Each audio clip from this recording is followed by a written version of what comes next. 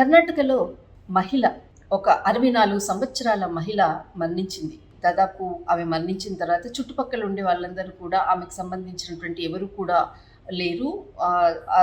అక్కడ చనిపోయినటువంటి రూమ్ అనుకోవచ్చు. అక్కడికి వెళ్ళి అక్కడ ఉండేటటువంటి మున్సిపాలిటీ వాళ్ళకు చెప్పేటటువంటి ప్రయత్నం చేద్దామని కొంతమంది ఆ రూమ్‌లోకి వెళ్ళారు. వెళ్ళేసరికి ఒక్కసారిగా కూడా షాక్.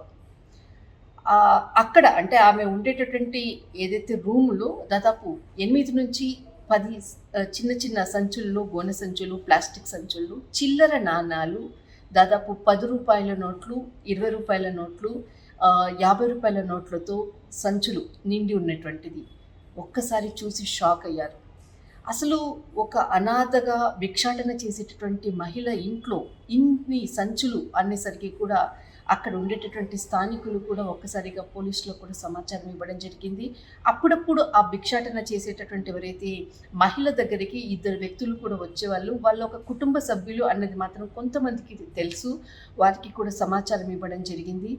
పోలీసులు కూడా అక్కడికి చేరుకున్నారు.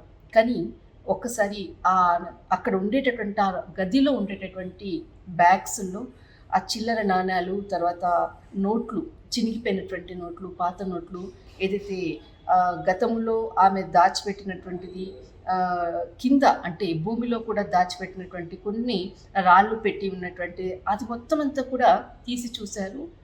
ఆ నోట్ల కట్టలు, తర్వాత చిల్లర నాణాలు ఎంచేసరికి రూ. 8,40,000 కౌంటింగ్ చేస్తే అంత వాల్యూ డబ్బు ఆమెకుంది.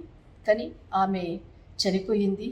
ఆ డబ్బు అంటే దాదాపు ఇన్ని సంవత్సరాల నుంచి భిక్షాటన చేసి సంపాదించుకున్నటువంటి డబ్బు చివరికి తనకు కాకుండా తన సోదరులైనటువంటి ఇద్దరు, ఒకరు 6 లక్షలకు పైగా, మరొకరు 2 లక్షలకు పైగా కూడా ఆ డబ్బుని పంచుకొని ఆ డబ్బుని మసీదుకు ఎవరైతే సోదరులు ఉన్నారో వాళ్ళు ఇవ్వడం జరిగింది.